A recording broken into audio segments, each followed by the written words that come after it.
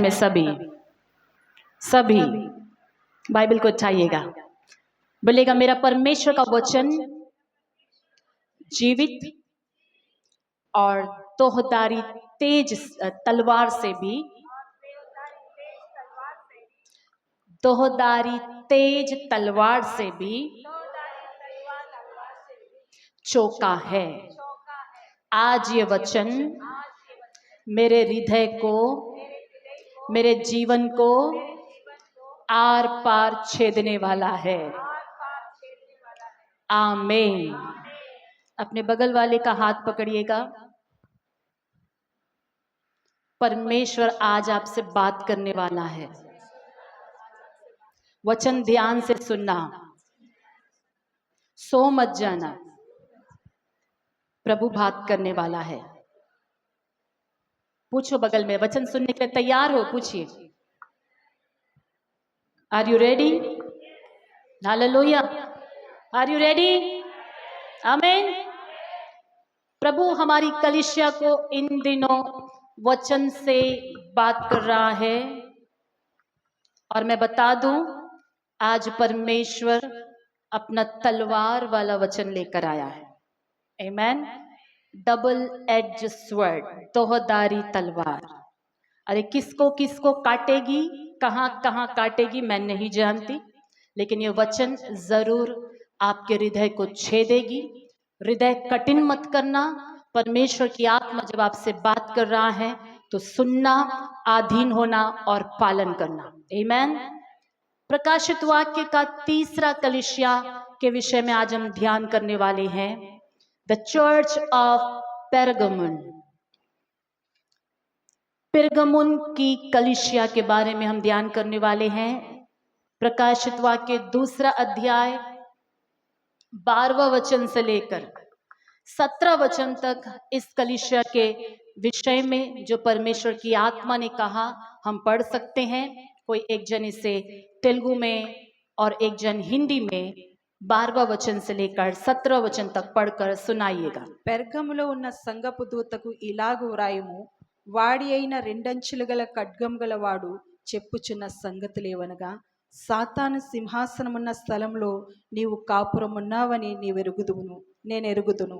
మరియు సాతాను కాపురమున్న ఆ స్థలంలో నాయందు విశ్వాసి అయ్యుండి నన్ను గూర్చి సాక్షి అయి అంతిపయను వాడు మీ మధ్యను చంపబడిన దినములలో నీవు నా నామము గట్టిగా చేపట్టి నా యందలి విశ్వాసమును విసర్జింపలేదని నేనెరుగుదును. అయినను నేను నీ మీద కొన్ని తప్పితములు మోపవలసి ఉన్నది. అవేవనగా, విగ్రహారములకు బలి ఇచ్చిన వాటిని తినునట్లును, జారత్వము చేయనట్లును, ఇశ్రాయేలులకు ఉరి ఒడ్డుమని బాలాకునకు నేర్పిన బిలాము బోధను అనుసరించువారు నీలో ఉన్నారు. అటువలనే నికోలాయితుల బోధ అనుసరించు వారు నీలో ఉన్నారు. కావున మారు మనస్సు పొందుము. లేని ఎడల నేను నీ యొద్దకు త్వరగా వచ్చి నా నోట నుండి వచ్చు ఖడ్గము చేత వీరితో యుద్ధం చేసేదను. సంగములతో ఆత్మ చెప్పుచున్న మాట చెవిగలవాడు వినుగాక. జయించువానికి మరుగయున్న మన్నాను భుజింపనిత్తును, మరియు అతనికి తెల్ల రాతి నెత్తును. ఆ రాతి మీద చెక్కబడిన ఒక క్రొత్త పేరుండును. పొందిన వానికే గాని అది మరి ఎవనికి తెలియదు. ఆమేన్। हिंदी में एक जन पढ़िएगा, माइक लेकर जल्दी से।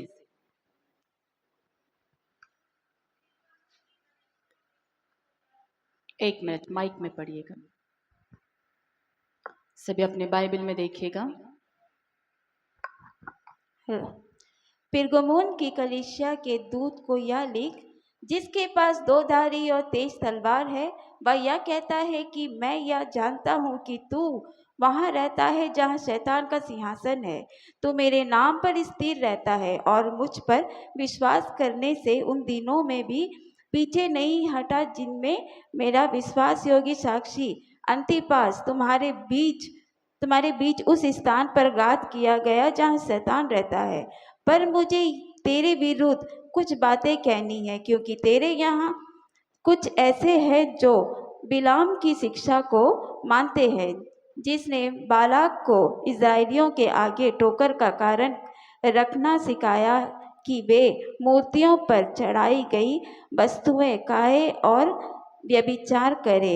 वैसे ही तेरे यहाँ कुछ ऐसे हैं जो निकुली निकुलियों की शिक्षा को मानते हैं। अतः मन फिरा, नहीं तो मैं तेरे पास शीघ्र ही आकर अपने मुख की तलवार तेरे उनके साथ लड़ूंगा। जिसके कान हो वह सुन ले कि आत्मा कलीसियाओं से क्या कहता है। जो जय पाए उसको मैं गुप्त मन्ना में से दूंगा और उसे एक श्वेत पत्थर भी दूंगा, और उस पत्थर पर एक नाम लिखा हुआ होगा जिसे उसके पाने वाले के सिवाय और कोई ना जानेगा। आमीन। फिरगमुन की कलीसिया जो है अभी वर्तमान में टर्की में ही स्थित एक जगह का नाम है। उन दिनों इस जगह का नाम फिरगमुन हुआ करता था और अभी जो है इसे बेरगमा कहते हैं। बोले क्या कहते हैं? बेरगमा। तो टर्की में अभी ये प्लेस का नाम बेरगमा है। बाइबल के काल में यूनानियों के उन दिनों में वह जगह पेरगमुन, इसका और एक है पेरगमुम कहते हैं, पेरगमुन कहते हैं, दोनों नाम बुला सकते हैं। तो वहाँ ये स्थित है। जैसे मैंने कहा कि पहले इफुसुस आता है, फिर स्मुरना, फिर पेरगमुन। तो ये लाइन से एक के बाद एक सिटी है, एक के बाद एक टाउन है। और ये जो है बेरगमा या फिरगमुन, उन दिनों यूनानी कल्चर या ग्रीक कल्चर वहाँ हुआ करती थी। यह स्थान भी लाइब्रेरी के लिए फेमस है, क्योंकि जहाँ ग्रीक लोग रहते हैं वहाँ पुस्तकों का भंडार होता है, वहाँ ज्ञान के लिए वो बहुत कोशिश करते हैं, वहाँ पर लाइब्रेरी ज़रूर होगा। और उस जगह पर जो है जेयूस और अस्क्लेपियास नामक दो मुख्य देवताओं की पूजा होती है। जेयूस जो है एक पुरुष का रूप है और एस्क्लेपियस जो है सांप देवता की वो पूजा करते हैं। तो परमेश्वर के वचन में ज्यादा समय मैं इतिहास बताए बिना आज मैं सीधे प्रभु के वचन में मैं जाना चाहूंगी। यहाँ पर भी परमेश्वर का शुभ समाचार माना जाता है कि प्रेरित पौलुस के द्वारा ही यहाँ पर भी पहुंचा। तो पौलुस जो है यीशु मसीह का शुभ समाचार वहां पर ले गए। लेकिन ये पेरगमन के बारे में अभी हमने जो वचन पढ़ा, यहाँ पर कुछ एक अलग से एक वर्ड को हम नोटिस करते हैं कि वह इलाका कैसे इलाका है। शैतान का सिंहासन वहां पर है, द थ्रोन ऑफ सेटन। पेरगम में क्या है बोलिएगा? शैतान का सिंहासन है वहां पर। इसका क्या अर्थ है? और वहां पर एक और बात लिखा है कि वहां एक विश्वास योग्य साक्षी अंतिपास को जो है शैतान के सामने ही घात कर दिया गया, मार दिया गया। ऐसा भी हमने वचन में पढ़ा है। तो ये अंतिपास कौन है? अंतिपास उन दिनों में परमेश्वर के द्वारा जो है चुना हुआ एक कलीसिया का लीडर, या हम बिशप कह सकते हैं, जो प्रभु का वचन को कलीसियाओं में, पेरगमुन की कलीसियाओं में प्रचार करता था। तो मसीह विरोधी वहां पर काफी लोग रहते थे। तो अंतिपास का वहां पर उन्होंने हत्या कर दिया। कैसे हत्या किया, क्या पनिशमेंट दिया, इसके बारे में भी मैं बताऊंगी। स्टीफन, तो पिरगमुन की कलीसिया के विषय में हम वचन 12 में इस प्रकार पढ़ते हैं। पिरगमुन की कलीसिया के दूत को यह लिख, जिसके पास दोहदारी और तेज तलवार है, वह यह कहता है। आमीन। मैंने बताया था कि परमेश्वर अपने आप का, अपने नाम का कैसे वो प्रकट करता है। कैसे वो अपने नाम को जो है प्रकट करता है, उसके पीछे बड़ा कारण होता है। आमीन। तो प्रभु यहाँ पर इस कलीसिया को अपने आप को प्रकट करते वक्त क्या कहता है? जिसके पास दोहदारी तेज तलवार है, वह यह कहता है। आमीन। किसके पास दोहदारी तेज तलवार है? बोलेंगे जोर से। प्रभु यीशु मसीह के पास क्या है? दोहदारी तेज तलवार। दोहदारी का मतलब पता है? एक ऐसा तलवार जो दोनों साइड से क्या है? तेज है और दोनों साइड से काटा जा सकता है, ऐसे ऐसे ऐसे ऐसे। आमीन। तो तो दोधारी तेज तलवार जिसके हाथों में है वह परमेश्वर यह कहता है। इस प्रकार से प्रभु उस कलीसिया से अपने आप को इंट्रोड्यूस करता है। मैं आगे बताऊंगी कि क्यों परमेश्वर अपने आप का परिचय इस प्रकार से कर रहा है। हालेलुया। कोई भी किसी को अपना परिचय कराते वक्त क्या बोलेंगे? हाँ, मैं फलाना का बेटा हूँ, मैं यहाँ पर काम करता हूँ, मेरा ये नाम है, मैं ये कर सकता हूँ, ऐसे परिभाषा ऐसा इंट्रोड्यूस कर सकते हैं ना। यीशु मसीह इस कलीसिया से कैसे इंट्रोड्यूस कर रहा है? जिसके पास दोहदारी तेज तलवार है वह यह कहता है। एक तरफ से ये परमेश्वर का जजमेंट दिखा रहा है, परमेश्वर का वचन का सामर्थ्य को भी दिखा रहा है। आगे लिखा है, मैं यह जानता हूं कि तू वहां रहता है जहां शैतान का सिंहासन है। तू मेरे नाम पर स्थिर रहता है और मुझ पर विश्वास करने से उन दिनों में भी पीछे नहीं हटा जिनमें मेरा विश्वास योग्य साक्षी अंतिपास तुम्हारे बीच उस स्थान पर घात किया गया जहां शैतान रहता है। हालेलुया। तो परमेश्वर उस कलीसिया में ऐसे लोगों की तारीफ कर रहा है जो दुख के दिनों में, शैतान के हमलों के दिनों में, मसीह अत्याचारों के दिनों में भी प्रभु के नाम के लिए स्थिर बने थे। हालेलुया। स्थिर बने हुए थे। यहां तक कि उनके पास्टर को जब पकड़कर शैतान के ही सामने घात किया गया, मार दिया गया, उन दिनों में भी विश्वासी ये जानकर भी थोड़ा भी डरे नहीं। हालेलुया। थोड़ा भी हिले नहीं, थोड़ा भी विश्वास में कमजोर नहीं हुए, पीछे नहीं हटे। तो प्रभु कहता है कि मैं जानता हूं। क्यों वहां पर प्रभु कहता है कि तुम जहां कहां रहते हो? जहां शैतान का सिंहासन है। शैतान का सिंहासन ही कहां पर है बोलता? पेरगमुम में है। उस एरिया में कौन रहता है? डेविल रहता है। डेविल का अड्डा है, शैतान का अड्डा है। अभी तक जो 2 कलीसियाओं के बारे में हमने ध्यान किया, वहां पर भी हमने काफी जो है मसीह विरोधी कार्यों के बारे में हमने सुना था। वहां पर भी कैसे जो है मूर्तियों की पूजा होती है, इनके बारे में सुना था। लेकिन पेरगमुम के बारे में जब परमेश्वर की आत्मा कहती है कि आई नो, मैं जानता हूं कि तुम कहां पर रहते हो, तुम तो ऐसे जगह पर रहते हो जहां शैतान ने अपना सिंहासन बना के रखा है, मतलब वहीं पर वो राज्य कर रहा है, वहीं पर अपना अड्डा जमा कर रह रहा है। असल में पेरगमुम एक ऐसी जगह है जहां पर धनिक लोग रहते हैं, धनवान लोग रहते हैं।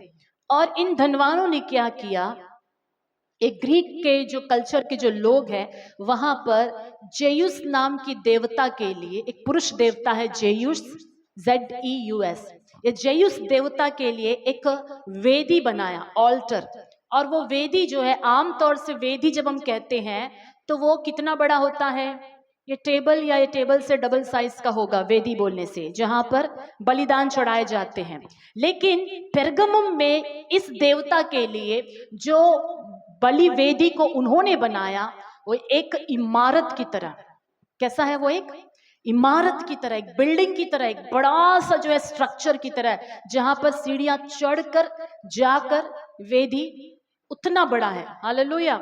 और वहां पर जो है उस देवता की पूजा करने के लिए बहुत बलिदान वो चढ़ाते थे, उस देवता को खुश करने के लिए।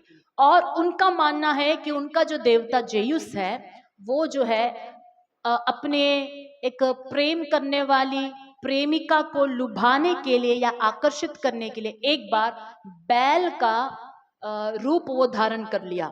इसीलिए जेयुस देवता एक पुरुष के रूप में है, साथ ही साथ एक बैल का भी मूर्ति बनाकर वहां पर पूजा जाता है, क्योंकि वो उसका क्या है, उसका रूप उसने धारण किया बैल का, तो बैल की भी पूजा की जाती है। और इसके अलावा वहां पर जैसे मैंने बताया, एक्लीपियस नाम का जो है एक देवता, जो है सर्प देवता है, सांप की भी जो है वो पूजा करते हैं। अगर बाइबल के हिसाब से सांप की पूजा, यानी बाइबल में सांप कहाँ कहाँ पर यूज किया गया है किसे दर्शाने के लिए? हाँ, शैतान। तो डायरेक्ट जो है लूसीफर को बताने के लिए बाइबल में 2-3 जगह पर अजगर, पुराना इबलिस, वो अजगर कहकर बताया गया है। तो वहां पर डायरेक्ट डेविल की ही पूजा की जाती, इस प्रकार वहां का वो विश्वास है। तो अब उनका अपने देवता के प्रति जो जलन था, जो उनका रीति था, इसके बीच में भी परमेश्वर की आत्मा फिरगमुन में अपने आत्मा के कार्यों को कर रही थी। वहां पर लोग ऐसे ऐसे पूजा करने वाले लोग भी बदलकर यीशु मसीह के आराधक बन रहे थे। अद्भुत बात है कि नहीं? शैतान का सिंहासन है वहां पर, वहीं पर शैतान का अड्डा है, लेकिन परमेश्वर की आत्मा मनुष्यों को शैतान के चुंगल से छुड़ाकर बाहर लाकर जीवित परमेश्वर की ओर लेकर आ रही थी। ऐसे ऐसे पेरगमुन में कलीसिया बढ़ने लगी। आमेन। जो कभी मूर्तियों की पूजा बहुत किया हो, ऐसे व्यक्ति को परमेश्वर छूता है, दर्शन देता है, वो बदलकर परमेश्वर का वचन लेकर प्रचार करता है या प्रभु की आराधना करता है, तो वो नॉर्मल क्रिश्चियन की तरह नहीं रहेगा। वो रोष के साथ, जोश के साथ प्रभु का काम करेगा, प्रभु के लिए जिएगा। इसीलिए फिरगमुन में जो विश्वासी थे, बहुत पावरफुल विश्वासी वहां हुआ करते थे। अब उनके बीच में सेवा करने वाला अंतिपास नामक एक बिशप या अंतिपास नामक परमेश्वर का चुना हुआ एक दास था, और प्रभु कहता है कि बड़ा विश्वास योग्य था, एक अच्छा साक्षी था। अंतिपास का बहुत बढ़िया टेस्टमनी था। इस प्रभु के दास ने बहुत सारे लोगों को यीशु का शुभ समाचार बताया हुआ था, और इनके द्वारा परमेश्वर का राज्य बढ़ रहा था। तो इन लोगों ने क्या किया, अंतिपास को पकड़कर, जो मेन व्यक्ति है उन दिनों में रिवाइवल आने का जो कारण है, हाँ, प्रार्थना करने वाला, आग से भरा हुआ जो सेवक है अंतिपास, इनको वो पकड़ लिए। रोमन गवर्नमेंट या ग्रीस का जो कल्चर था उन दिनों में, उनका पनिशमेंट था, अलग अलग पनिशमेंट। अपने शत्रु को बड़ी क्रूरता से वो मारते थे। आमीन। रोमन गवर्नमेंट का एक पनिशमेंट हम जानते हैं ना, यीशु मसीह को कैसे वो सूली पर चढ़ाए, कितनी क्रूरता से तड़ा पाए। तो वैसे ही इस ग्रीस देश में ये यूनानी या ये रोमन गवर्नमेंट का भी कुछ क्रूर तरीके से पनिशमेंट देने का कुछ विधि और नियम था। उसमें उन्होंने एक बैल का, पीतल के बैल को बनाया। आमीन। और पीतल का बैल कैसे होगा पता है? अंदर से खोखला रहेगा, ऊपर से बैल की तरह पीतल का बैल नजर आएगा। उसको ब्रॉन्ज बुल कहते हैं, क्योंकि उनके देवता का वो एक रूप है, इसलिए वो पीतल के बैल को वो बनाए।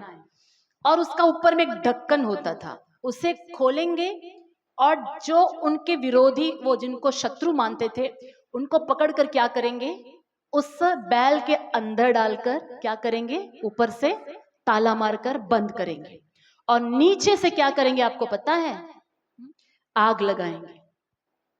एक जिंदा व्यक्ति उसके अंदर में, जैसे रोस्ट होता है ना, कोई अवन में रख के रोस्ट करते हैं ना, वैसा वो जिंदा व्यक्ति पीतल गर्म होने के बाद वो गर्म से जलकर, तड़प कर, चिल्ला चिल्ला कर मरता है। इतना भयानक है पिरगमुन में। हालेलुया। और उसके पेट के वहां से एक ट्यूब रहेगा जो बैल के मुंह तक निकल कर आएगा। एक ट्यूब उन्होंने बनाया, अंदर कोई चिल्लाएगा तो वो आवाज जो है और कहीं से बाहर नहीं आएगी, वो ट्यूब में से होकर बाहर निकलेगी, और वो ट्यूब को वो ऐसा बनाए फ्लूट की तरह कि चिल्लाने वाले की आवाज ऐसा सुनाई दे जैसा बैल जो है बुला रहा है। बैल की आवाज निकलने की तरह उन्होंने बनाया। कितना भयानक। एक सेवक नहीं, ऐसे जो है फैमिलीज को भी, प्रभु की सेवा करने वाले परिवारों को भी पकड़ के उन्होंने ऐसा डाल के बंद करके जलाया। तो अंतिपास को शैतान के सामने, सिंहासन के सामने मारा। जो वचन लिखा है ना, अंतिपास को पकड़कर कहां पे मारा, क्या लिखा है? घात किया जहां शैतान रहता है, यानी उस वेदी के पास लेकर आए, ज्यूस के उस वेदी के पास लाए, और उस बैल को वहां पर रखे और ये सेवक अंतिपास को पकड़कर उसमें डाले और बंद करे। नीचे से क्या लगाए बोलिए, क्या लगाए? आग लगा। आग लगाए। और वो सेवक गर्म से जलकर जलकर जलकर जलकर जलकर तड़प तड़प कर कितना समय लगा होगा, कैसे उनकी मौत हुई हुई। और ये लोग अपने देवता के लिए वो क्या समझते हैं, उन्होंने बलिदान चढ़ाया। ऐसे ऐसे परीक्षाओं को आदि की कलीसिया ने झेला है प्रियो, ऐसे ऐसे मुसीबतों को झेल कर आगे बढ़ी है। यूं ही परमेश्वर का सुसमाचार यहां तक, इंडिया तक ऐसे ही नहीं आया। आज हम प्रभु के लिए क्या सह रहे हैं, क्या सह कर हम क्या साबित कर रहे हैं और क्या बनकर निकल रहे हैं। क्या हमारी समस्याएं हमें दुखी करके और कमजोर बना रही है, या हमारी समस्याओं के बीच में हम आग से भरकर परमेश्वर की आराधना करने वाले हैं? हम क्या बन रहे हैं प्रभु के सामने? हम किस बात के लिए हम जो है बहाना बनाकर बोल सकते हैं कि इस वजह से मैं प्रभु बढ़ नहीं पा रहा हूं, इस वजह से मैं आ नहीं पा रहा हूं, इस वजह से प्रभु ऐसा हो रहा है? हम किस चीज का बहाना बनाएंगे?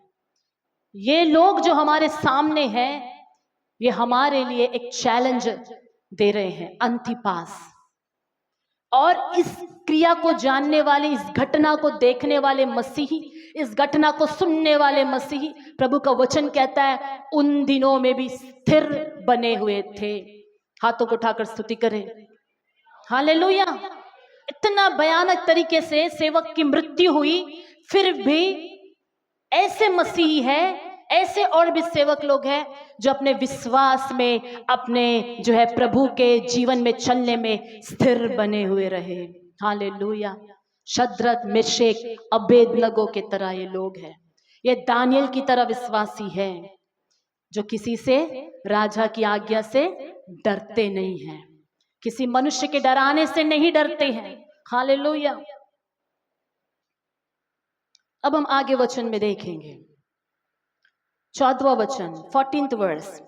पर मुझे तेरे विरुद्ध कुछ बातें कहनी है, क्योंकि तेरे यहां कुछ ऐसे हैं जो बिलाम की शिक्षा को मानते हैं, जिसने बालाक को इजरायलियों के आगे ठोकर का कारण रखना सिखाया कि वे मूर्तियों पर चढ़ाई गई वस्तुएं खाए और वे विचार करें। इतना सब कुछ है वहां पर, रिवाइवल है एक तरफ, प्रभु के लिए जीने वाले विश्वासी है, लेकिन उनके बीच में प्रभु कहता है कुछ ऐसे लोग हैं, सबके सब नहीं। कितने लोग? कुछ ऐसे लोग हैं जिनके विरोध में मुझे कहना है। कुछ है, हर कलीसिया में परमेश्वर जब देखता है तो कुछ निकल के आते हैं जो उनके विरोध में चलने वाले लोग होते हैं। कुछ लोग इस कलीसिया में भी कुछ थे। ये कुछ क्या कर रहे थे? बिलाम की शिक्षा को मानते थे। चर्च के पास्टर सिखाने वाली शिक्षा को नहीं मानते थे। किसके शिक्षा को मानते थे? बोलिएगा, जोर से बोले ना, सभी नहीं बोल रहे। बिलाम की शिक्षा, बोले क्या बोले? हाँ, बिलाम की शिक्षा को मानते थे। और ये बिलाम ने क्या करा? बालाक नामक मोआब के राजा को ठोकर का कारण रखना सिखाया कि इजरायली क्या करे? मूर्तियों पर चढ़ाई गई वस्तुएं खाए और वे विचार करे। बलाम के बारे में, जो बिलाम है ना, बिलाम के बारे में थोड़ा हम जानेंगे आज। बिलाम की शिक्षा क्या है, बिलाम कौन है, इसके बारे में। बिलाम जो है हमें पुराने नियम में नजर आता है। गिनती की पुस्तक में 22 चैप्टर से लेकर 25 चैप्टर तक, नंबर्स 22 से लेकर 25 चैप्टर तक यदि हम पढ़ेंगे तो वहां पर हमें ये बिलाम नाम का एक व्यक्ति नजर आएगा। बिलाम है कौन, मैं बताती हूँ। ये जो है इजरायली नहीं है। बिलाम क्या नहीं है? बोलो, इजरायली नहीं है, नॉन इजराइलाइट पर्सन। और इसके दो गुण हैं।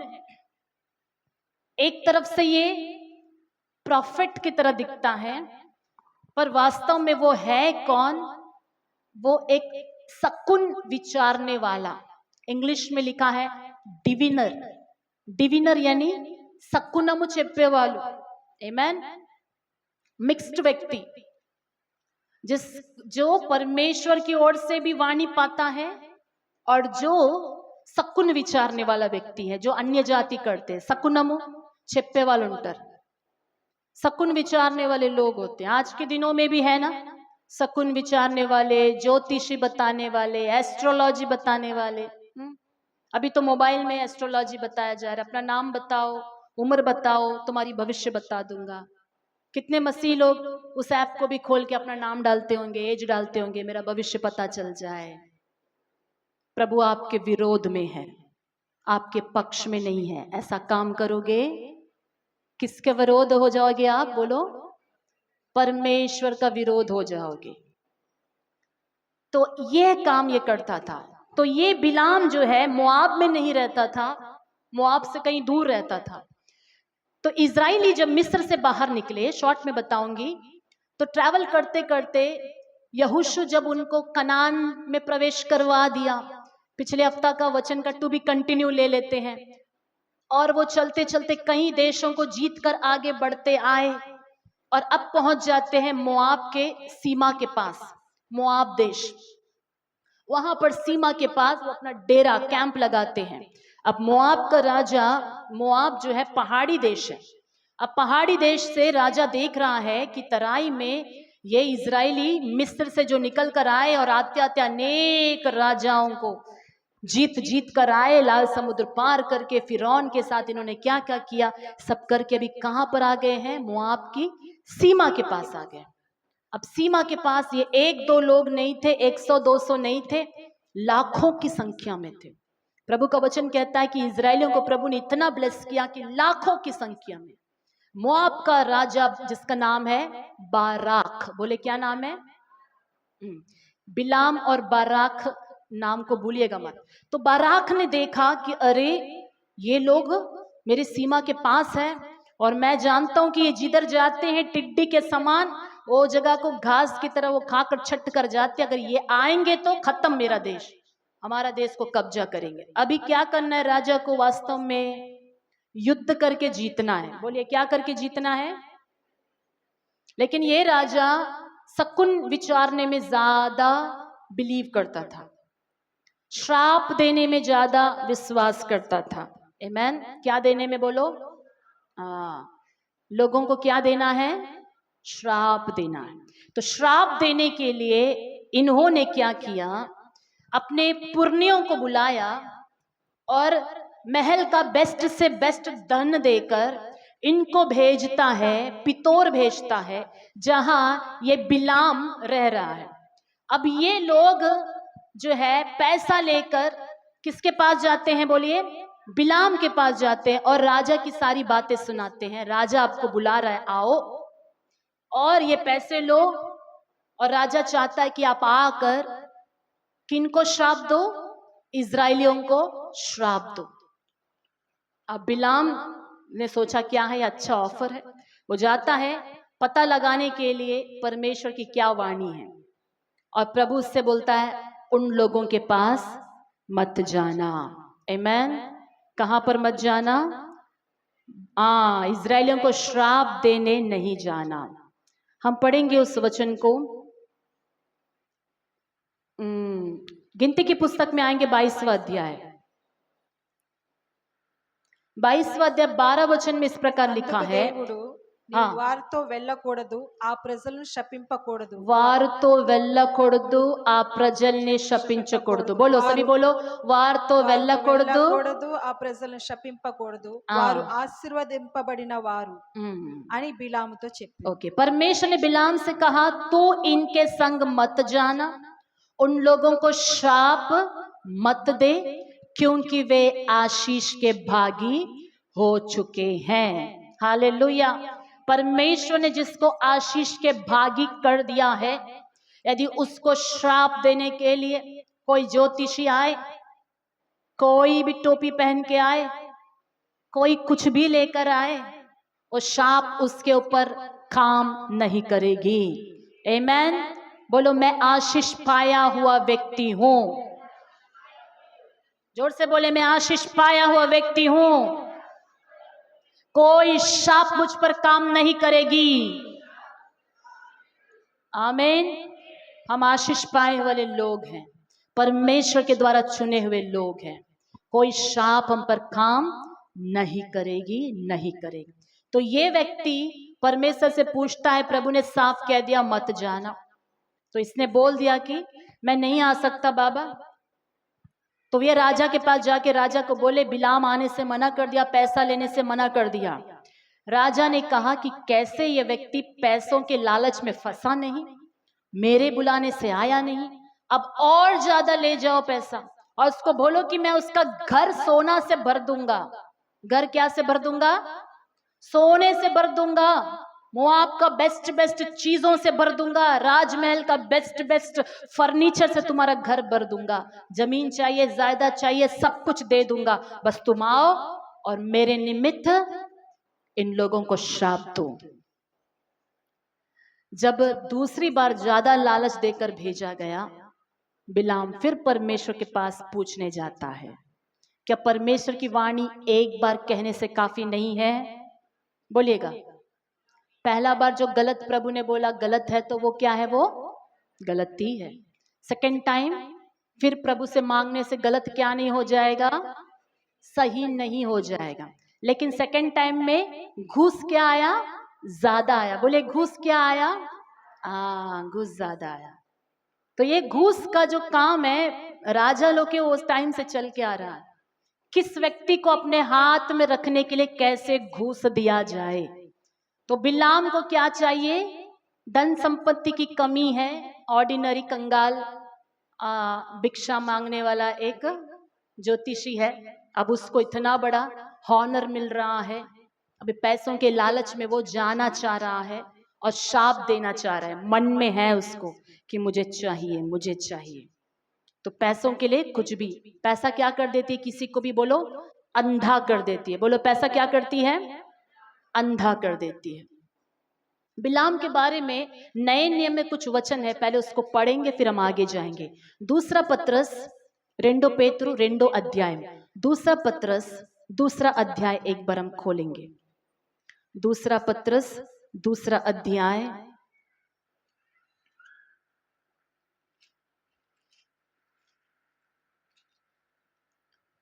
उसका वचन 14 से लेकर 16 तक मैं पढ़ रही हूं, ध्यान से सुनिएगा।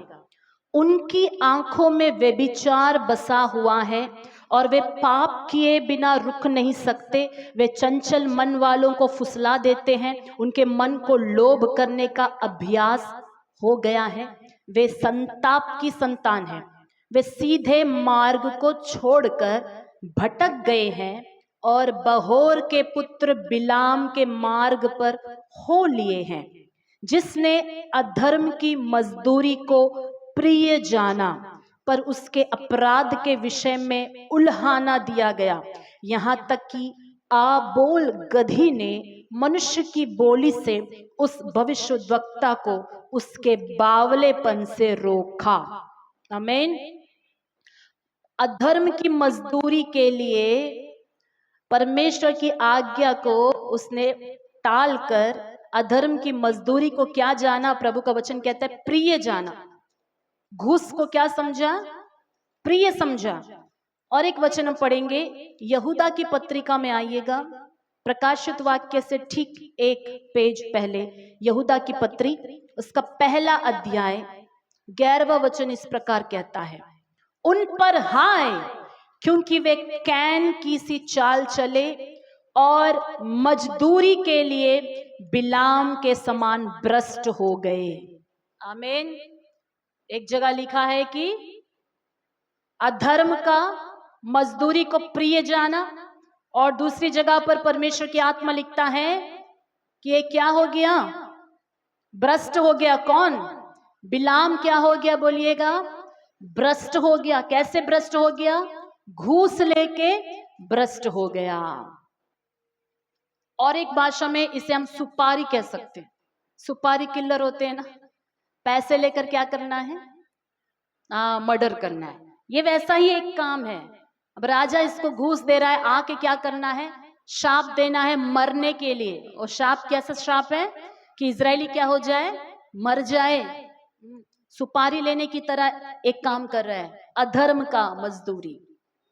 क्या हम ऐसा काम कर रहे हैं? अधर्म का काम करने के लिए क्या हम अधर्म के पैसे लेते हैं? क्या मसीह लोग आज ऐसे हैं, दुष्टता का काम कर रहे हैं? किसी मनुष्य को प्रसन्न करने के लिए क्या हम घूस देते हैं दूसरे को? किसी को अपने कब्जे में करने के लिए उसका पसंदीदा चीज क्या हम दे रहे हैं जो प्रभु के वचन के विरोध में है? हालेलुया। प्रभु का वचन में प्रकाशित वाक्य में हमने पढ़ा कि बिलाम ने बालाक को इजरायलियों के सामने ठोकर का कारण रखना सिखाया। मतलब राजा को सिखाता है कि इजरायलियों को कैसे गिराया जाए। बिलाम क्या सिखाता है राजा को? कि प्रभु के लोगों को कैसे मार्ग से भटका सकते हैं, कैसे उनको गिरा सकते हैं, ठोकर का कारण रखना सिखाया। इसमें मैं थोड़ा डिटेल में जाना चाहती हूं। मत्ती सुसमाचार 13वां अध्याय में हम आएंगे। मत्ती सुवार्ता 13 वाक्यम, मत्ती सुसमाचार 13वां अध्याय मैं पढ़ूंगी हिंदी में। उसका वचन 40 से लेकर 42 तक। 40 वाक्यम నుండి 42। अतः जैसे जंगली दाने बटोरे जाते और जलाए जाते हैं, वैसा ही जगत के अंत में होगा। मनुष्य का पुत्र अपने स्वर्गदूतों को भेजेगा और वे उसके राज्य में से सब ठोकर के कारणों को और कुकर्म करने वालों को इकट्ठा करेंगे और उन्हें आग के कुंड में डालेंगे, जहां रोना और दांत पीसना होगा। स्वर्गदूत जगत के अंत में आकर किसको बटोरेंगे? लिखा है ठोकर के कारणों को और सब कुकर्म करने वालों को। बोलेंगे एक बार सभी मिलकर, ठोकर के कारण। एक और वचन पढ़ेंगे उसी मत्ती सुसमाचार 18वां अध्याय में। आइए चैप्टर 18 అదే మత్తయి సువార్త 18వ అధ్యాయంలోకి రండి। 18వ అధ్యాయంలో उसका वचन 7, 8 और 9 मैं पढ़ रही हूं, ध्यान से सुनिएगा। ठोकरों के कारण संसार पर हाय, ठोकरों का लगना अवश्य है, पर हाय उस मनुष्य पर जिसके द्वारा ठोकर लगती है। ठोकर का लगना तो तय है, इस दुनिया में ठोकर तो लगेगी लगेगी, प्रभु बोल रहा है, लोग गिरेंगे। लेकिन हाय उस मनुष्य पर, इंग्लिश में लिखेगा वो अनटू दी, हाय उस मनुष्य पर, अय्यो किस मनुष्य पर? जिसके कारण से ठोकर लगी, जिसके वजह से दूसरा व्यक्ति गिर पड़ा, जिसके कारण से दूसरा व्यक्ति पीछे हट रहा है, जिसके कारण से एक व्यक्ति पाप में फंस रहा है। और ठोकर के कारणों को जगत के अंत में स्वर्गदूत आकर बटोरेंगे। कहां पर डालेंगे? आग की झील में, जहां रोना और दांत पीसना है। क्या आज हम ठोकर के कारण तो नहीं बन रहे हैं? दूसरों को गिराने का कारण तो हम नहीं बन रहे हैं? कैसे कोई किसी का ठोकर का कारण बन सकता है? सरल भाषा में मैं समझाऊंगी। कल यूथ मीटिंग में भी मैंने इसके बारे में यूथ को सिखाया था। मान लेते हैं आपको गुड मॉर्निंग मैसेजेस व्हाट्सएप में दूसरे मित्रों को भेजने की आदत है, और आप भेजते हुए आपने पता लगाया कि आप लड़का हो या लड़की हो, जिस किसी अपोजिट जेंडर को आप भेज रहे हैं, आपको पता चला कि सामने वाला थोड़ा क्या दिखा रहा है, आप पर इंटरेस्ट दिखा रहा है, आपके मैसेज को बराबर पढ़ रहा है, रिप्लाई कर रहा है, और आपके मन में उथल पुथल हो रहा है कि ये व्यक्ति क्या मुझे पसंद तो नहीं कर रहा है। को आप डेली भेजने का हैबिट बना रहे हैं, मालूम करने के लिए कि वो मुझ पर कितना इंटरेस्ट दिखा रहा है, और आपने उसे गिराने के लिए, ये पता लगाने के लिए, उसे फंसाने के लिए, उसे थोड़ा आकर्षित करने के लिए अपने शब्द को रोमांटिक रूप से आपने डाल दिया, और आपके शब्द सुनकर सीधा साधा इंसान क्या हो गया? पाप में गिर गया। दोनों मिलके पाप में गिरे। परमेश्वर की ओर से दंड दोनों को बराबर नहीं। जिसने दूसरे को गिराया, हालेलुया, जो दूसरे को गिराता है, इंग्लिश में एक वर्ड है सेड्यूसिंग, जो दूसरे को लोभित करता है। पाप के लिए क्या करना? लोभित करना, अपने कपड़ों के द्वारा, अपनी पर्सनैलिटी के द्वारा, या पैसे देकर, सहायता करके, मीठी मीठी चिकनी चुपड़ी बातें कहकर, या घर बुला के खाना खिलाकर दूसरे को पाप में गिराने का कारण जो बनता है, ठोकर का कारण बढ़ता है। हेल्प के नाम पर मदद है, मदद है, मदद कर रहा हूं। पीने वाला एक गलती करता है और जिसने पिलाया वो और बड़ा गलती करता है। समझ लीजिएगा, తాగేవాడు తప్పు చేస్తున్నాడు కానీ పట్టించే వాళ్ళు ఎవరు? ठोकर के कारण ना बने। गलत करने वाला कर रहा है, गलत करने के लिए उसे प्रेरित करना, उसे उसमें ढकेलना, या उसे उसके लिए इस्तेमाल करना, उसके लिए आप कुछ भी यूज करो, घूसखोरी यूज करो, कुछ भी यूज करो अपने काम के लिए, परमेश्वर के दृष्टि में ठोकर के कारण हम बन जाएंगे। Be careful. सिर्फ नौजवानों के लिए नहीं है, ये परमेश्वर का तलवार हर एक के लिए है। कि आप ठोकर के कारण तो बन नहीं रहे हो, परमेश्वर अभी चुप रहेगा, लेकिन हाय उस दिन पर जब जगत का न्याय का दिन आएगा और परमेश्वर अपने स्वर्गदूत को भेजेगा, पर्टिकुलरली ठोकर के कारणों को और कुकर्म गलत काम करने वालों को स्वर्गदूत आएंगे, बटोरेंगे। क्या करने के लिए? आग की झील में डालेंगे, नाश करने के लिए। परमेश्वर के वचन से या उनके राज्य से या उनकी कलीसिया से या विश्वासियों से या दूसरों की जिंदगी से मत खेलिएगा। Don't play. अंगारा होता है ना, अंगारा, निप्पू। अगर कोई अंगार से खेलता है तो क्या जले बिना रहेगा? अंगार से खेलते हैं, मजा आ रहा है, खेल रहे हैं, लेकिन एक दिन वो अंगार क्या कर देगा? पूरी तरह से आपको जला देगा। It is same. ठोकर के कारण दूसरों को गिराने में अभी मजा ले रहे हैं, अंगार से खेल रहे हैं, एक दिन वो जलाए जाएंगे। हालेलुया। पाप करने वाला भी पाप से आज खेल रहा है, एक दिन वही पाप उसे जलाएगी, जो आग कभी बुझने वाली नहीं है। हालेलुया। बिलाम ने ठोकर का कारण रखना सिखाया, घूसखोरी लेकर। वो जाता है पहाड़ के ऊपर, आशीष देने की कोशिश, शाप देने की कोशिश करता है 3 बार। प्रभु उसके वचनों को पलट देता है और आशीष ही देता है। लेकिन क्या वो मन को परिवर्तन कर लिया? वहां तो राजा के सामने बड़ी बड़ी बातें कहता है, जिसको परमेश्वर ने आशीषित किया है उसे मैं कैसे शाप दूं? जिसको परमेश्वर ने आशीष दे दिया है मैं कैसे श्राप दूं? मैं तौबा, मैं अपने मुंह से कुछ नहीं करूंगा। उस दिन तो उसको अक्ल आई। क्यों? उसी दिन गधी ने उसकी जान बचाई 3 बार। स्वर्गदूत आकर खड़ा हो गया जब ये राजा के पास जा रहा था, गधे के ऊपर बैठकर, गधी के ऊपर बैठकर।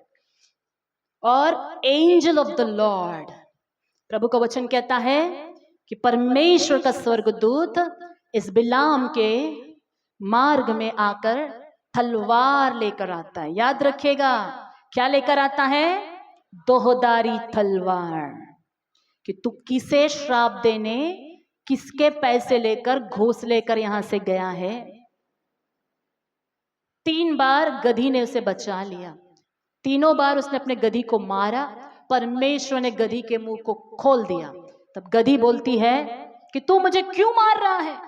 इतने साल से मैं आपके साथ हूं, क्या कभी मैं आपका डिसओबे हुई?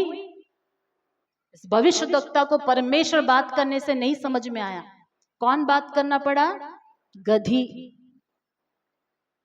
परमेश्वर की वाणी नहीं समझेंगे ना, परमेश्वर गधियों के द्वारा भी, गधों के द्वारा भी आपसे बात करेगा। यानी गधे गधी आपसे ज्ञानी कहलाएंगे। प्रभु के मार्ग से भटक जाएंगे तो पहले जिसको आप गधा के रूप में, गधी के रूप में देखते थे ना, वो आपसे ज्ञानी निकलेंगे। हालेलुया। जो कमजोर लगते थे, अरे कल के आए मसीह लोग, ये मुझे सिखा रहे, ये मुझसे आगे बढ़ रहे, अरे ये प्रार्थना कर रहे हैं, वो आपको डांटेंगे। इतने साल के मसीह होकर क्या क्या आराधना कर रहे हो, क्या भक्ति दिखा रहे हो, क्या जीवन जी रहे हो, वो आपको डांटेंगे। जिसको आप गधी की तरह देख रहे थे, उसके मुंह को भी परमेश्वर खोल सकता है। हालेलुया। बिलाम की गधी ने उस दिन बचाया, उस दिन बड़ा पवित्र बात कर रहा है, जिसे परमेश्वर ने आशीष दिया उसे मैं श्राप नहीं दूंगा। आगे परमेश्वर की आत्मा, वहां पर तो नहीं लिखा है, सिर्फ वहां पर इजरायली ने कैसे पाप में गिर गया इसके बारे में लिखा है, लेकिन परमेश्वर की आत्मा को मालूम है इसने सीक्रेटली राजा को क्या सिखाया। बिलाम की शिक्षा, जिसने ठोकर का कारण रखना सिखाया, कैसे उसको फंसाया जा सकता है। उसका फेवरेट चीज दे दो, फेवरेट चीज दे दो, दोस्त जो उसके पास नहीं है, जो उसको ज्यादा पसंद, वो दे दो, उसको फंसाया जा सकता है। कैसे फंसाया जा सकता है? जवान लड़कियों को, लड़कों को भेजो, हेड ऑफ द शैतान जो है बोलेगा फलाना चर्च के फलाना लड़की को फंसाना है, कौन सा दुष्ट आत्मा जाएगा, ही बोलकर एक दुष्ट आत्मा आएगा, हुजूर मैं जाऊंगा। किसको फंसाना है बोलो? उस चर्च में एक लड़की है जो प्रार्थना में आंख मटका मटका कर यहां वहां घूमते रहती है, उसको फंसाना है। कैसे फंसाओ हुजूर? उसे क्या पसंद है? लड़का। क्या पसंद है? बॉयफ्रेंड की तलाश में है। अब ये दुष्ट आत्मा जाती है और एक लड़के को पकड़ती है और उसके ब्रेन के अंदर, उसके हार्ट के अंदर फीलिंग्स उत्पन्न करती है। किसके विषय में? हमारी कलीसिया में बैठी हुई एक विश्वासी बच्ची के बारे में। और यहां शुरू होता है अट्रैक्शन। और इस बच्ची को पता नहीं इसके पीछे शत्रु ने, शैतान ने क्या बनाया है? नरक में, पाताल में बैठकर योजना बनाया है। और आप सोचते हो मेरा भविष्य है ये। शैतान के वार को क्या समझ रहे हो? This is my future. वो मेरा प्राण प्रिय है, हाँ, वो मेरा जीवन साथी है। शैतान के चुंगल में फंसे जा रहे हैं, फंसे जा रहे हैं। सिर्फ नौजवान लोग ही नहीं, बड़े लोग भी, शादीशुदा लोग भी। शैतान हर दिन हमारे विरोध में क्या करता है? योजनाएं बनाता है। इसीलिए तो पत्रस अपने कलीसिया के विश्वासियों से कहता है, सचेत रहो, जागते रहो और प्रार्थना करते रहो, क्योंकि तुम्हारा विरोधी शैतान गरजने वाले सिंह की नाई इस खोज में रहता है, किसको फाड़ खाए, किसको फाड़ खाए। शैतान खोज रहा है। आप अकेले रहोगे, संगति से दूर रहोगे, इजीली अटैक किए जाओगे।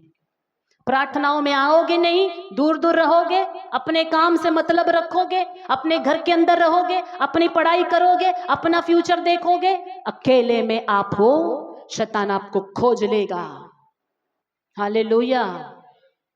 कलीसिया सतर्क हो जाइएगा। इस बिलाम ने ठोकर का कारण रखना सिखाया। क्या आपके दोस्त सिखाते हैं लड़की कैसे पटाना है? ठोकर का कारण बन रहे हैं।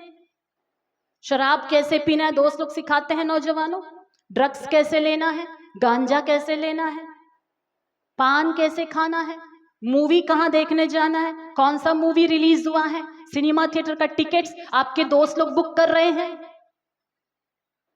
चलो जाएंगे, घूमने जाएंगे, थोड़ा घूम के आएंगे। अरे दोस्त लोग हैं यार, दोस्त लोग हैं, दोस्त लोग को खुश करना है, करो आप खुश। परमेश्वर बात करने पर भी यदि आप मन नहीं फिराओगे, वो दिन आएगा, वो देर नहीं है। हर एक कुकर्म करने वालों को स्वर्गदूत बटोर कर नरक की आग में डालेगा। मन फिराओ कलीसिया, जागृत हो जाओ। हालेलुया। मन फिराओ, मन फिराओ कलीसिया, मन फिराओ। जब प्रभु के विरोध में करने के लिए बिलाम जा रहा था, परमेश्वर का स्वर्गदूत तलवार लेकर आया और इस परगमुन की कलीसिया से बात करने के लिए जब परमेश्वर आता है, परमेश्वर कहता है मैं वह हूं जिसके हाथ में क्या है, दोहदारी तेज तलवार है। जहां बिलाम की शिक्षा है वहां तलवार आ जाती है।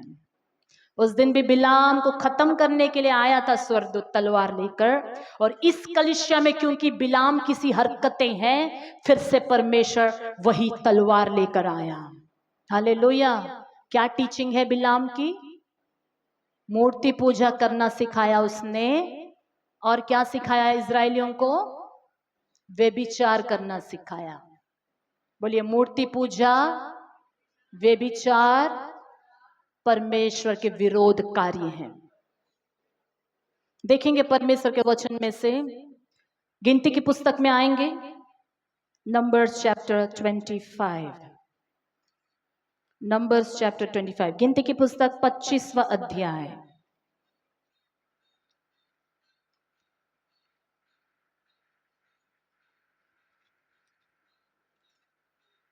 मैं पढ़ूंगी उसके वचन 1 से, आप सभी ध्यान से सुनिएगा। इजराइली सित्तीम में रहते थे। अभी जो हमें पढ़ रही हूं, बिलाम ने बालाक राजा को इजराइलियों को कैसे फंसाना है, कैसे गिराना है, ऑलरेडी सिखा दिया है। तो इसके बाद क्या होता है देखिए। इजराइली सित्तीम में रहते थे और वे लोग यानी इजराइली मोहाबी लड़कियों के संग कुकर्म करने लगे। और जब उन स्त्रियों ने उन लोगों को अपने देवताओं के यज्ञों में नेवता दिया, फंक्शन में क्या दिया, इनविटेशन दिया, तब वे लोग खाकर उनके देवताओं को दंडवत करने लगे। यों इजरायली बालपोर देवता को पूजने लगे। तब यहोवा का कोप इजराइल पर भड़क उठा। और यहोवा ने मूसा से कहा, प्रजा के सब प्रधानों को पकड़कर यहोवा के लिए धूप में लटका दे। फिर से मैं पढ़ रही हूं, प्रजा के सब प्रधानों को पकड़कर यहोवा के लिए धूप में लटका दे, जिससे मेरा भड़का हुआ कोप इजराइल के ऊपर से दूर हो जाए। तब मूसा ने इजरायली न्यायों से कहा, तुम्हारे जो जो आदमी बालपोर के संग मिल गए हैं उन्हें घात करो। जब इजरायलियों की सारी मंडली मिलाप वाले तंबू के द्वार पर रो रही थी, तो एक इजरायली पुरुष मूसा और सब लोगों की आंखों के सामने एक मिद्यानी स्त्री को अपने साथ अपने भाइयों के पास ले आया। इसे देखकर एलियाजर का पुत्र पिनहास, जो हारून याजक का पोता था, उसने मंडली में से उठकर हाथ में एक बर्छी ली और इजरायली पुरुष के ढेरे में जाने के बाद वह भी भीतर गया और उस पुरुष और स्त्री दोनों के पेट में बर्छी भेद दी। इस प्रकार इजरायलियों में जो मरी फैल गई थी वह थम गई और मरी से 24,000 मनुष्य मर गए। हालेलुया। मरी क्यों आया? मरी मतलब महामारी, बीमारी क्यों आया वहां पर? 24,000 लोग क्यों मरे? क्योंकि इजरायली व्यभिचार करे, मूर्ति पूजा करे, मूर्तियों की उपासना करे, उनके फंक्शन में जाके खाए, उनके लड़कियों के साथ व्यभिचार करे, उनकी लड़कियों से शादी करे, उनकी लड़कियों को अपने घर लेकर आए। नए नियम में आएंगे, 2 कुरिन्थियों 6 अध्याय। नए नियम की कलीसिया से परमेश्वर की आत्मा क्या बात कर रही है? मैंने पहले ही बोला, आज 2धारी तलवार बहुतों के हृदय को काटेगी, छेदेगी। 2 कुरिन्थियों 6 अध्याय, 2 कुरिन्थियुलु 6 अध्याय, 6 अध्याय उसका 14 से लेकर 18 तक पढ़ रही हूं। अविश्वासियों के साथ असमान जुए में ना जुतो, क्योंकि धार्मिकता और अधर्म का क्या मेल जोल, या ज्योति और अंधकार की क्या संगति। हालेलुया। प्रभु की आत्मा प्रेरित पौलुस के द्वारा कुरिन्थियों की कलीसिया से बात करती है। अविश्वासियों का विश्वासियों से क्या मेल जोल?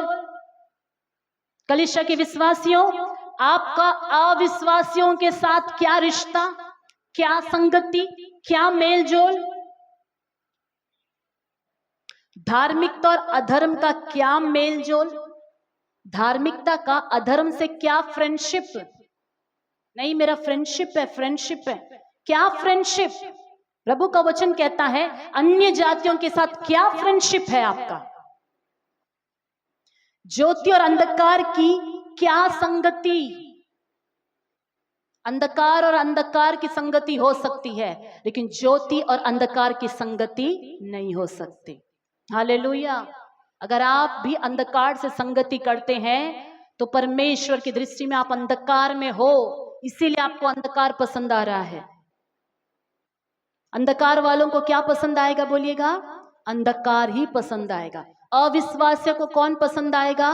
अविश्वासी पसंद आएंगे। अधर्मियों को कौन पसंद आएगा? अधर्मी पसंद आएंगे। लेकिन कलीसिया के अंदर है अभी ये बात। कुरिन्थियों की कलीसिया, वो भी ऐसी कलीसिया जिसके अंदर 9 वरदान काम कर रहे हैं।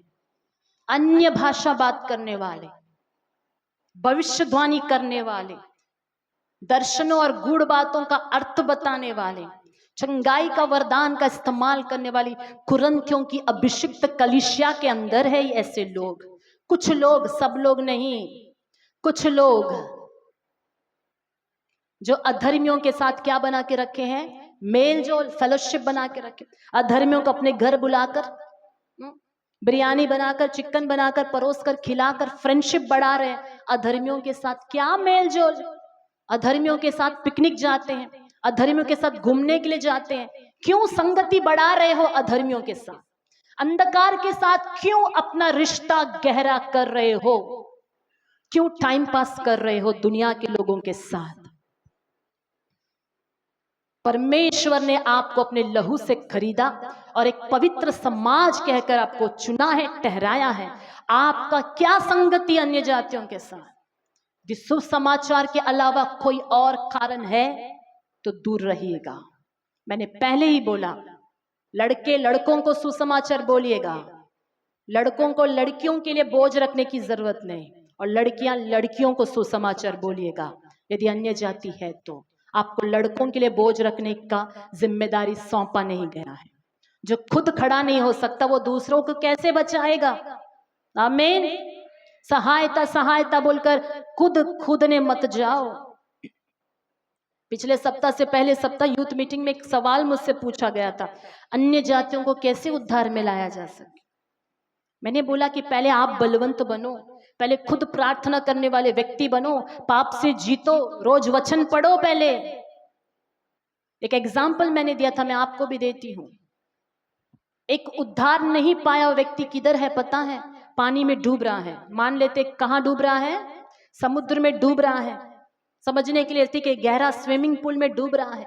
आप उद्धार पाए हुए व्यक्ति हो, और जो डूब रहा है वो क्या है? मोटा है। बोले क्या है वो? और आप क्या है? पतले हैं, दुबले पतले हैं। और आप उस मोटे को बचाने गए, हाथ दिए और खींच रहे हैं। बोलिए कौन बचाया जाएगा और कौन गिरा जाएगा? मोटा क्या करेगा?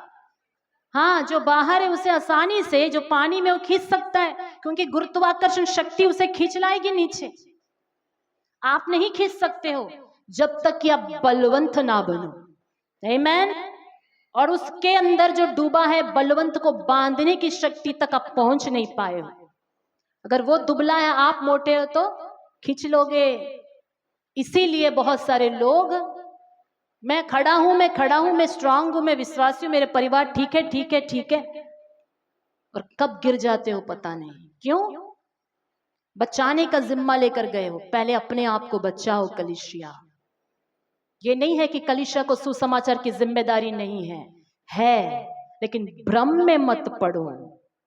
अपने आप को बलवान बनाओ, पहले प्रभु में स्थिर बने रहो, वचन का पालन करो, तब जाकर जगत में ज्योति के समान अंधकार में रोशनी बनकर दूसरों को बचाओ। हालेलुया। खुद में अंधकार छिपाकर हम कैसे दूसरों को रोशनी दे सकते हैं? खुद में पाप छिपाकर कैसे दूसरों के आंख का तिनका ढूंढने गए, जबकि वचन कहता है कि खुद हमारे आंख में क्या है, लट्ठा है। మన కళ్ళలో బోలం ఉన్నదంట, దోలం ఉన్నదంట. మనం వెళ్ళి దోలం పెట్టుకుని నలుసు नलुस చూడడానికి వెళ్తున్నాం. लकड़ी पूरा लॉग हमारे आंख में घुस गया, हम जाकर दूसरा के अरे पता है उसका वो क्या कर रही है, पता है वो क्या है, पता है ये क्या है. आपके घर में क्या चल रहा है, आपके जीवन में क्या चल रहा है, पहले उससे पता लगाओ. आमीन. पहले अपने जीवन में क्या चल रहा है उसे देखो कि मैं पाप से लड़कर जीत रहा हूं कि नहीं. मेरे घर में पाप तो नहीं घुस गया है, मेरे घर में शैतान तो नहीं घुस गया है, मैं अन्य जातियों की संगति में तो नहीं पड़ गया हूं, मेरे घर में संगति खराब तो नहीं हो गई है, मेरे घर में प्रार्थना है कि नहीं, मेरे घर में फैमिली प्रेयर है कि नहीं, मेरे लाइफ में वचन है कि नहीं, मैं पालन कर रहा हूं कि नहीं. तब जजमेंट करना. हालेलुया. कलीसिया, अपने आप को सुधारने का समय है. आज प्रभु का वचन दोहदारी तलवार हृदयों को छेद करके जा रहा है. कठिन करोगे तो मैं फिर याद दिलाती हूं, विनाश का स्वर्गदूत के हाथों में पड़ जाएंगे. हालेलुया. प्रभु का भय रखो. कब तक आग से खेलोगे, कब तक पाप से खेलोगे, कब तक झूठ के पीछे चलोगे. और कुछ लोगों की आदत होती है, यहां पर हमने जो वचन पढ़ा, फिनिहास क्या करता है, सबके सामने जाकर क्या करता है, बर्छी ले जाकर दोनों को भेद देता है. तब जाकर प्रॉब्लम सॉल्व होता है. भी आपको जाके किसी को मारने के लिए नहीं कहते. प्रभु के दास लोग, उसके कारण जो है ना शैतान, जफन्या, प्रेज द लॉर्ड, जो कारण है ना शैतान, उसे मारते हैं. आमीन. प्रभु के दास लोग उपवास करके शैतान के ऊपर जय पाते हैं, प्रार्थना करते हैं, आंसू बहाते हैं आपके लिए, घुटने टेकते हैं आपके लिए. ये वचन यूं ही लाकर यहाँ प्रचार नहीं किया जाता है. प्रभु के सामने आंसू बहा बहा कर हम वचन को लेकर आते हैं, आपके लिए टाइम पास करके, आपको रिवाइव करके, खुश करके यहाँ से भेजने के लिए नहीं. वचन आपके हृदय में बोया जाए और उसे आप ले जाकर उस वचन के बारे में ध्यान करके उसमें बढ़ने के लिए, चलने के लिए, यहाँ से धूल झाड़कर जाने की तरह नहीं. और कितना आपको वचन की जरूरत है बदलने के लिए. इतना वचन यदि किसी और कलीसिया में प्रचार होता, जैसे प्रभु ने बोला, इतने अद्भुत कार्य मैं सूर और सैदा में करता, वो कब का मन फिराकर प्रभु के राज्य में तुमसे आगे पहुंच जाते. लेकिन हे कफरनहूम, हाय, अपने लोगों के वहां जब अद्भुत कार्य किया है, हृदय कठिन हो गया है. इतना प्रभु वचन से बात कर रहा है. कहां पर जा रहा है ये, कहां पर जा रहा है वचन. परमेश्वर का भय मानना कलीसिया. प्रभु के हम बच्चे हैं. हालेलुया. प्रभु का वचन दोहदारी तलवार के रूप में आया. इसको हमें बोलते जा रहे हैं, प्रभु का वचन कैसे आया, दोहदारी तलवार के. हमने अभी तक देखा कि इस कलीसिया से बात करने तक प्रभु दोहदारी तलवार बोलता है कि मेरे हाथ में दोहदारी तलवार है. और आज यहाँ पर दोहदारी तलवार लेकर ही आया है. स्वीट वर्ड्स नहीं आ रहे हैं. प्रभु, मैं सोचा था एक ब्लेसिंग वर्ड मिल जाने से अच्छा था. यही ब्लेसिंग है आपके लिए. आमीन. शुद्धिकरण ही, मन फिराव ही क्या है, बोलो, सच्चा आशीष है. पॉकेट में पैसे भर जाने से ब्लेसिंग नहीं है, दिल से कड़वाहट हट जाने से, मन फिरने से वो सच्चा ब्लेसिंग है. यीशु मसीह तलवार लेकर आए इस कलीसिया से बात करने के लिए. स्वर्गदूत भी उस दिन बिलाम का सामना के लिए तलवार लेकर आए, दोहदारी तलवार. और ये तलवार और कुछ नहीं है, परमेश्वर का वचन है. बोले क्या है, वो भी नॉर्मल वचन नहीं, अधिकार के साथ आया हुआ वचन. आमीन. कैसा वचन, अधिकार से आया हुआ वचन. यीशु मसीह के पास एक बार शैतान आता है. कब आता है आपको पता है, जब यीशु मसीह कमजोर है, वीक है, ऐसा नहीं. 40 डेज के फास्टिंग के पावर के बाद शैतान आता है परीक्षा करने के लिए. और हमारे विश्वासी सोचते हैं फास्टिंग करने से कौन भाग जाएगा, शैतान. फो समस्या, फो फो, मैं फास्टिंग हूं, हाँ सोलोमन भाई, फास्टिंग करने से कौन भाग जाएगा? शैतान भाग जाएगा। यीशु मसीह 40 दिन फास्टिंग किया। फास्टिंग करने टाइम शैतान नहीं आया। जिस दिन आमीन बोलकर खड़ा हुआ कि आज मैं खाना खाऊंगा, फास्टिंग खत्म हुआ, उस दिन शैतान आया। आमीन। कि जांचने के लिए कि आपका फास्टिंग कितना पावरफुल है, आपका प्रेयर कितना पावरफुल है। डेविल चर्च के अंदर एंटम नहीं आएगा। ओ आज पूरा वचन पाके गया हूं, पाके बाहर जाने के बाद ही आएगा। अरे आज चर्च जाके आया, क्यों इतना शैतान शोधना ला दिया? आएगा शोधना। यीशु मसीह के पास आया शोधना, परीक्षा। तो यीशु मसीह ने क्या किया? अपना फास्टिंग का पावर दिखाया। बोलिए नो। उन्होंने 3 बार बोला शैतान को, 3 बार टेस्टिंग हुआ, 3 बार बोला हे शैतान, क्योंकि लिखा है। बोलो आप सभी मिलकर, लिखा है। बोलिए जोर से।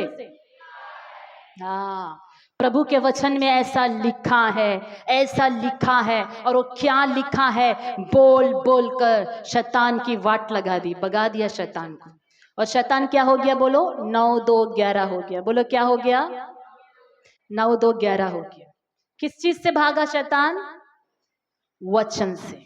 यीशु मसीह को पता है कि क्या लिखा है, इसीलिए वो बोल पाए कि वहां पर क्या लिखा है। क्या आपको पता है आपकी समस्या के बारे में बाइबल में क्या लिखा है? आपसे लड़ने वाले शैतान के विरोध में वचन जीतने के लिए क्या लिखा है, आपको पता है? आपके घर में आने वाली समस्या के लिए कौन सा वचन कहां लिखा है, आपको पता है? अगर नहीं मालूम तो कैसे शैतान को भगाओगे? आमीन। इसीलिए प्रतिदिन प्रभु का वचन पढ़ना चाहिए, क्योंकि वो हृदय में रहे और राइट टाइम में आप भी बोल सके हे शैतान लिखा है। हालेलुया। क्या बोलना है? लिखा है। शैतान लिखा है ऐसा कि अविश्वासियों के साथ विश्वासियों का क्या मेलजोल, अधर्मियों के साथ धर्मियों के साथ अधर्मियों का क्या मेलजोल, ज्योति के साथ अंधकार का क्या रिश्ता, क्या संगति, ये लिखा है। हालेलुया। आगे हम वचन को पढ़ेंगे, कुरिन्थियों में वापस आएंगे। 16वां वचन, 15 वचन। और मसीह का बलियाल के साथ या देवताओं के साथ क्या लगाव, या विश्वासी के साथ अविश्वासी का क्या नाता, और मूर्तियों के साथ परमेश्वर के मंदिर का क्या संबंध? क्योंकि हम तो जीवित परमेश्वर के मंदिर हैं। जैसा परमेश्वर ने कहा है, मैं उनमें बसूंगा और उनमें चला फिरा करूंगा और उनका परमेश्वर होऊंगा और वह मेरे लोग होंगे। इसलिए प्रभु कहता है, उनके बीच में से निकलो और अलग रहो, अशुद्ध वस्तु को मत छुओ, तो मैं तुम्हें ग्रहण करूंगा और मैं तुम्हारा पिता होऊंगा और तुम मेरे बेटे और बेटियां होंगे। यह सर्वशक्तिमान प्रभु परमेश्वर का वचन है। हालेलुया। अशुद्ध वस्तु को मत छुओ। अपने बगल वाले का हाथ पकड़कर बोलो, अशुद्ध वस्तु मत छुओ। अच्छा से बोलिए, अशुद्ध वस्तु मत छुओ। सबको किसी ना किसी का हाथ पकड़ के बोलना ही पड़ेगा, अशुद्ध वस्तु मत छुओ। अशुद्धమైన వస్తువులు ముట్టకండి। अशुद्ध वस्तु मत देखो, अशुद्ध रील मत देखो, अशुद्ध वीडियो मत देखो, अशुद्ध गाना मत सुनो। हालेलुया। अशुद्ध लोगों से संगति मत करो। प्रभु कहता है, उनमें से निकल आओ, उनमें से निकल आओ, बाहर निकल आओ और अलग रहो। मेरा कोई फ्रेंड्स नहीं रहेगा, हम सबको छोड़ देगा तो क्या हो जाएगा? अकेला हो जाएगा। उनमें से निकल आओ और वचन कहता है अलग रहो। तब परमेश्वर का वचन कहता है, सर्वशक्तिमान परमेश्वर कहता है, तब क्या करेगा परमेश्वर? और मैं तुम्हारा पिता होऊंगा और तुम मेरे बेटे और बेटियां होंगे। यह सर्वशक्तिमान प्रभु का वचन है। अलग होने के बाद प्रभु क्या बोलता है? अलग होने के बाद तब मैं तुम्हारा पिता होऊंगा और तुम मेरे बेटे और बेटियां होंगी। हालेलुया। जब तक अशुद्ध वस्तु छूते रहोगे, अशुद्ध वस्तु खाते रहोगे, अशुद्ध चीजें पीते रहोगे, अशुद्ध लोगों से बात करते रहोगे, अशुद्ध लोगों के साथ मेल झोल रखोगे, उन्हें घर बुलाओगे, आप उनका घर जाओगे, परमेश्वर आपका पिता नहीं हो सकता, आप उनका बेटा और बेटी नहीं हो सकते। हालेलुया। ये बिलाम की शिक्षाएं हैं जो आज भी कलीसिया के अंदर काम कर रही है। मैं मूर्ति पूजा नहीं करता हूं, अच्छी बात है, उनसे संबंधित लोगों से भी दूर रहो। आमीन, हालेलुया। अगर है तो निकाल कर फेंको। अगली बार मैं आपके घर आऊं और मुझे कुछ नजर आया मूर्ति संबंधित, तब आप खाओगे अच्छी तरह। हालेलुया। फिर वचन से नहीं सुनने से क्या होगा? फिर सेकंड सीधे डांट पड़ेगी। अभी तो जनरली हो रहा है ना, फिर सीधा डांट पड़ेगा, सीधा सीधा। वापस प्रकाशित वाक्य में आएंगे।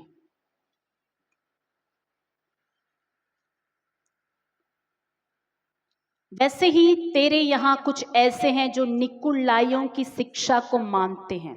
निकुलाइयों की टीचिंग्स के बारे में मैंने पहले ही बता दिया था कि ये ऐसे लोग हैं, ऐसे गुट है जो कॉम्प्रोमाइज्ड लोग हैं, दुनिया के साथ समझौता कर लिए। परलेदंडी एम परलेद, ये समझौता करने वाले लोग परलेद तागेंड परलेद तिनेंड परलेद एल्पंड परलेद वक्रोजकोस परलेद ये परलेदु बोलते नहीं, ये निकुलाइयों की शिक्षा, कॉम्प्रोमाइज लोग।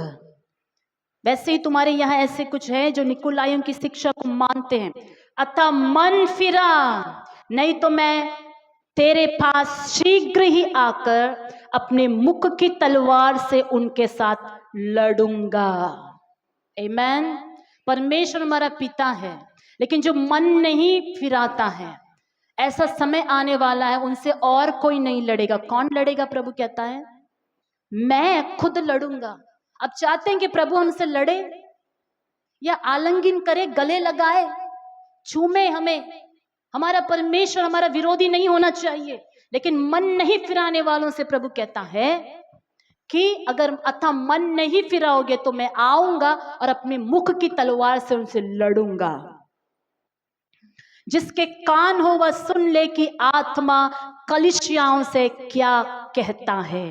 जो जय पाए, बोले जो जय पाए, उसको मैं गुप्त मन्ना में से दूंगा और उसे एक श्वेत पत्थर भी दूंगा, और उस पत्थर पर एक नाम लिखा होगा जिसे उसके पाने वालों के सिवाय और कोई ना जानेगा। हालेलुया। ऐसे बिलाम के टीचिंग्स, ऐसे दुनिया के पाप, व्यभिचार, मूर्ति पूजा, दुनिया के पाप से अपने आप को बचाकर, अशुद्ध वस्तु को नहीं छूने वाले, उससे अलग रहकर जय पाने वालों के लिए प्रभु वाचा देता है स्वर्ग में तुम्हारे लिए गुप्त मन्ना रखा हुआ है, सीक्रेट मन्ना। हालेलुया। यहाँ पान चबाना बंद कर दोगे ना भाई, उधर गुप्त मन्ना प्रभु खाने को देगा। यहाँ शराब पीना बंद कर दोगे, वहां गुप्त मन्ना खाने देगा। यहाँ दुनिया के लोगों से घूमना बंद कर दोगे, वहां गुप्त मन्ना मिलेगा। हालेलुया। और इतना ही नहीं, एक श्वेत पत्थर देगा प्रभु, गिफ्ट मिलेगा, एक पत्थर, व्हाइट स्टोन। हम नहीं जानते वो पत्थर कैसे चमकदार और कैसे डायमंड की तरह है। हेवन में ऑर्डिनरी स्टोन नहीं है, वहां जेम स्टोन ही है, वहां डायमंड्स है। एक श्वेत चमकता हुआ पत्थर, उसके ऊपर एक सीक्रेट न्यू नेम लिखा हुआ होगा। आपको एक नया नाम दिया जाएगा। हालेलुया। पृथ्वी का नाम नहीं, यहाँ का नाम बिगड़ गया हो, कुछ भी हुआ हो, यहाँ के नाम में लोन लिखा हो, यहाँ के नाम में कर्जा हो, यहाँ के नाम बदनाम हो, यहाँ के नाम में सब मार्क्स में 0-0 मिला हो, यहाँ का नाम राशन कार्ड में नहीं हो, यहाँ का कुछ भी हो नाम, वहां एक नया नाम दिया जाएगा। हालेलुया। New name. जिनको लगता है कि मेरा नाम अच्छा नाम नहीं है, वेट वेट वेट वेट, मुझे मेरा नाम पसंद ही नहीं आया, वेट वेट वेट, आपको एक नया नाम दिया जाएगा, लेकिन जय पाने वालों के लिए। हालेलुया। परमेश्वर का वचन आज 2 धारी तलवार के रूप में कलीसिया से बात कर रही है। प्रभु के वचन को हल्का ना ले। आइए प्रभु की उपस्थिति में सभी उठकर खड़े हो जाएंगे। దేవుని సముఖంలో అందరు లేచి నిలబడదాం। प्रभु की उपस्थिति में सभी उठकर खड़े हो जाएंगे। जल्दी से प्रभु की उपस्थिति में। यदि प्रभु का वचन ने आपसे बात किया है, अपना दाहिना हाथ सभी अपने हृदय के ऊपर रखिएगा। राइट हैंड में गुंडल पैन पेट्टुकोंडी। राइट हैंड हृदय के ऊपर रखिएगा दाहिना हाथ।